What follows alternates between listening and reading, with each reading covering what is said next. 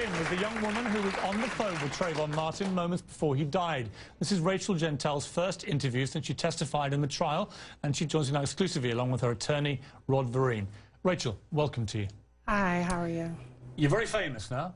Everybody watched your testimony. Everybody saw somebody who looked like they didn't really want to be there, but also suffering from the fact that you lost your great friend, Trayvon. Tell me, first of all, your reaction to the fact that George Zimmerman was acquitted. Disappointed, upset, angry, questioned, and mad.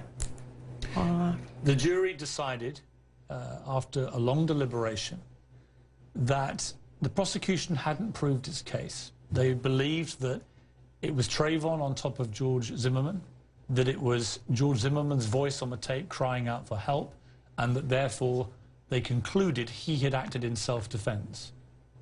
What do you say to that? BS. Just BS. In your heart, what do you believe happened? He was trying to get home.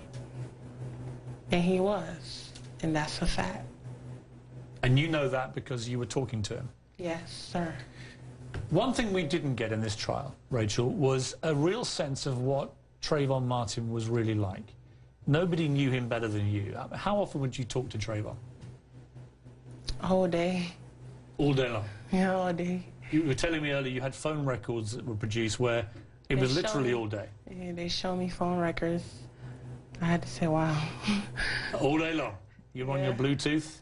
Bluetooth. Just talking to Trayvon? I have 3 Bluetooth, so trust me, I'll never run out of time.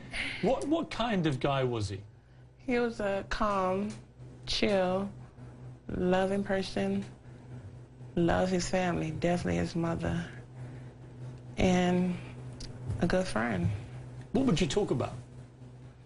Really, what we're going to be in life, how life's going to happen, what's going on currently around that time. And mind you, around that time, it was both of our birthday had passed. So we were talking about what happened and that.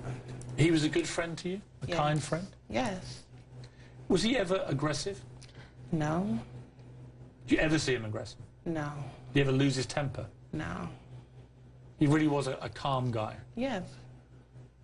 So when people have tried to paint a picture of a young thug because he was in a hoodie and was walking home. First of all, Trayvon is not a thug. They need to know a definition of a thug to be judging a person. Well, a teenager, mind you, a teenager could post anything. Even I post anything to just brag. That's just brag. You mean the stuff on social media, yeah, Facebook and so on? That's just brag. It's not true. Again, they tried to paint a picture of somebody interested in guns, who took a lot of drugs. Let's get to the truth about that. Did he ever talk to you about guns? No. Did you ever see him with a gun? No. What about drugs? Drugs. Okay. Weed, you say marijuana, but in my area, we say weed. My area, weed, for Trayvon, I can explain one thing. We don't make him go crazy. It just make him go hungry. But he did. Like, that's the best thing I can say. He make him hungry. Did he take a lot of weed? No. How much would you say? Like, twice a week. Twice a week? Yes. Is that normal for teenagers in your community? Yes, real normal. You would do the same? No, because I don't, no. You don't take it? No. But you knew Trayvon did. He would tell you that. We know that there was some evidence of that in his blood. Yes. What the defense, again, tried to paint a picture of was somebody who, because of the drug use, that would make him more violent. No. That, like I said, that's BS. That's just their opinions. That's the problem in this case. That was their opinion. Do you think they understood the world that you and Trayvon come from? No. Don West gave you a very hard time, the defense attorney. Don West. What is your view of him? I don't have to say, he lucky I'm a Christian. I want to clear up one thing before we come on to Don West. A lot of people have mocked you. Well, they've called you all sorts of things. You know that on Twitter. I came to your defence at one stage and I found it so disgusting. They called you stupid.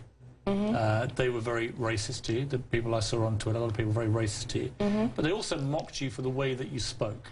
Okay. Now, explain to me the background to that. The way I speak, a lot of people have the same issue I have right now. Okay, how I can say this?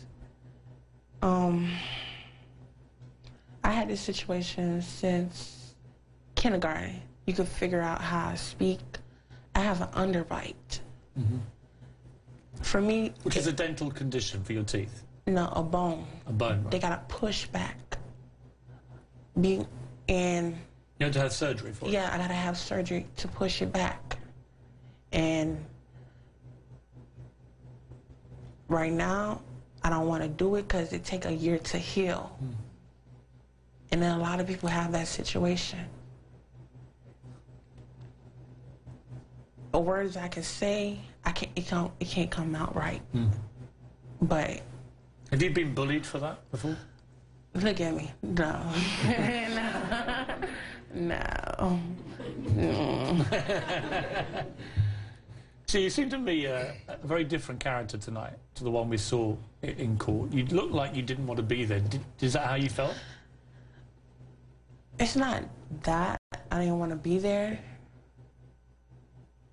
Is a lot of stress. I was dealing with a lot of stress for 16 months, I think. And you were grieving a friend? I was grieving. And I had to deal with around February. My birthday, his birthday, now a death. My mother's birthday, his mother's birthday, a lot of birthdays up in there. So death creeped me out. I don't do death at all. I even told my parents, I'm not going to their funeral. I'm not doing none of that.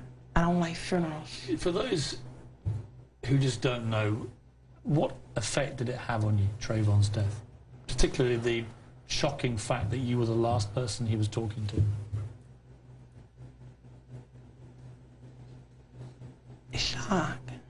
It just shocked you, just like, wow. You can't believe, like, you can't believe what just happened. You were just a minute on the phone with the person. And he sounded normal. And then a situation happened. And then I'm finding out 2 days later he dead. And then I had to be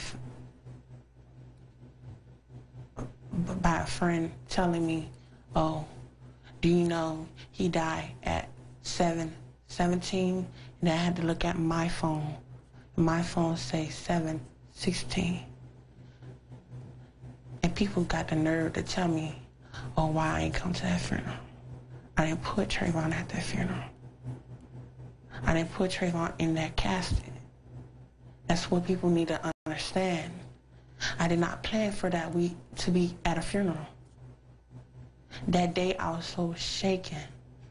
Like, wow, this is really happening? He really dead? Do you miss him?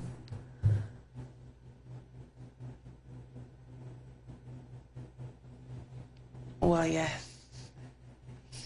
He is a funny person. And the area that I raised the area I currently stay at, the whole area miss him. That's where he hang out with. That's his friends, all that. We you know, they have their grief. The juror who was interviewed tonight by Anderson Cooper for CNN said that she felt sorry for you, but she also said this. Let's watch the clip. I want to ask you about some of the different witnesses. Rachel Jeantel, the woman who was on the phone with Trayvon Martin at the start of the incident. What did you make of her testimony? I didn't think it was very credible, but I felt very sorry for her. She didn't ask to be in this place. She didn't ask. She wanted to go. She wanted to leave. She didn't want to be any part of this jury. I think she felt inadequate toward everyone because of her education and her communication skills. I just felt sadness for her. You're uneducated. You have no communication skills. What do you feel about what that juror said about you? Angry. Upset.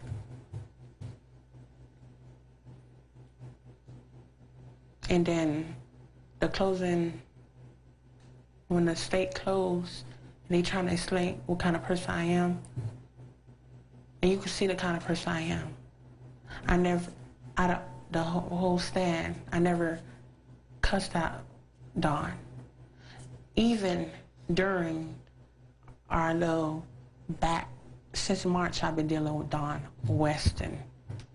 Don Weston, you actually saw him here in the CNN. He was here to do Anderson's show. Yeah. What did that make you feel to see him again? I'll hold it back.